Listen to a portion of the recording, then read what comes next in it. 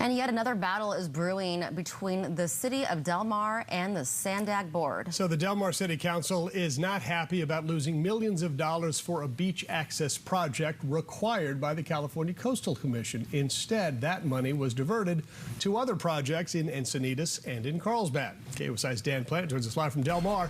He's got more now from the deputy mayor. Dan?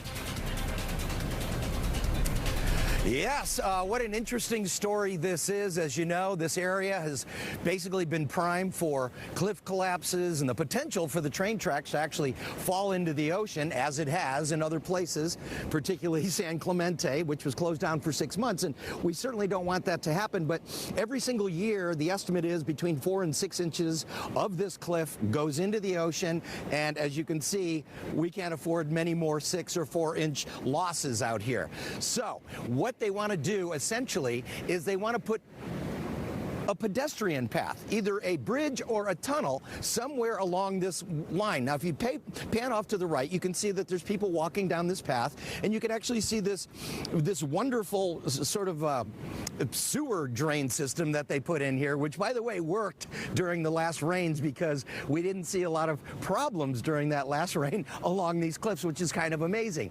But according to the deal, when they fix up the tracks, when they put the posts, when they put the support beams, and they put the seawall in down there, the California Coastal Commission said along with that, you need to create coastal access, either with a bridge or a tunnel. Well, it was all moving forward until a vote at SANDAG a couple of months ago, and of course the response just finally came this week. Take a look with the Deputy Mayor, Terry Gaasterland.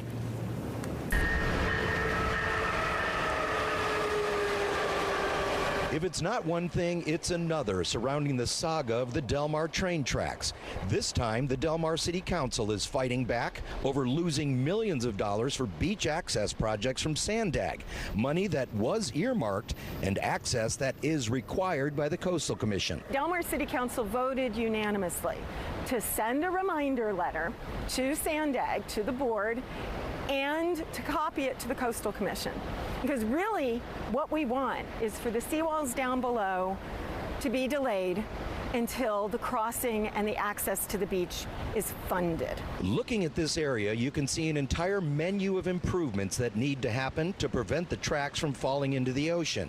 It'll take about 3 years and a whole lot of money, and the process starts this year. So what's about to happen is that SANDAG is starting a $65 million construction project all along this bluff with both pilings at the top and seawalls down below. As a part of that project, the California Coastal Commission is requiring a dedicated beach access point, either over or under the railroad tracks. So the crossing is going to be an underpass, most likely.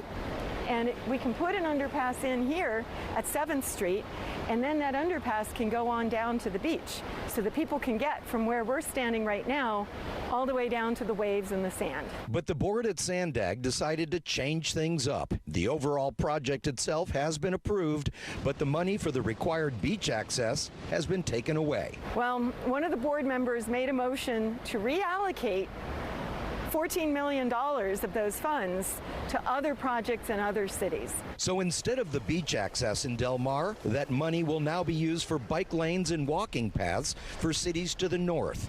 Not only did SANDAG vote to defund the beach access in Del Mar, it came with an overtone of class warfare. At that board meeting, one of the board members from the southern part of the San Diego region made the rather flippant remark, let Del Mar pay for it. Of course, the beaches of Del Mar are a regional asset for millions of people, not just the locals.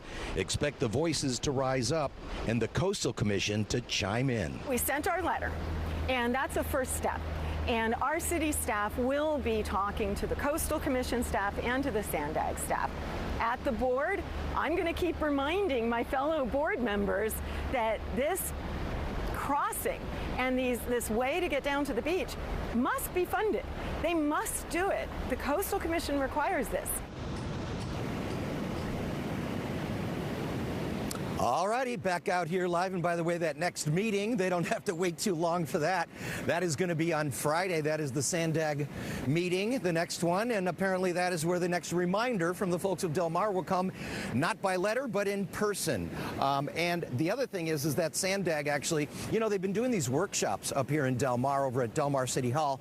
We've attended a couple of them over the past couple of months. There's going to be another one coming up on February 5th, where they're going to sort of whittle down the possibilities of where they're going to move the tracks off the coast. You know, they've been talking about tunneling or running along the I-5. That process is moving along as well, and there's $300 million in the bank to do the engineering and design and maybe even start some of the construction as well. Of course, that's going to be years away. And in the meantime, they're going to try to shore up these tracks so they don't fall into the ocean, and they're going to try to shore up the cliffs with that seawall, which is not very popular around here because, you know, when you put a seawall in, you basically stop the sand replenishment. And that was the horse trade. When the California Coastal Commission said, okay, you guys can put the seawall in to save the bluffs, but as a condition of that seawall, you have to put in a pedestrian path. So that's where we're at right now. That $14 million that was originally identified by the SANDAG staff for this overpass or underpass has now been taken away, and the folks of Del Mar are once again going to have to fight for the money that they need to do what is required by law and what is required by the California Coastal Commission. We know there's a lot of, you know, sort of horse trading going on in politics, particularly over at SANDAG. But this is a very important issue for the folks around here. And again, this isn't just a beach for Del Mar. This is a regional asset, a global asset, if you will. I run into people from all over the world when I'm out here, every single time I'm here.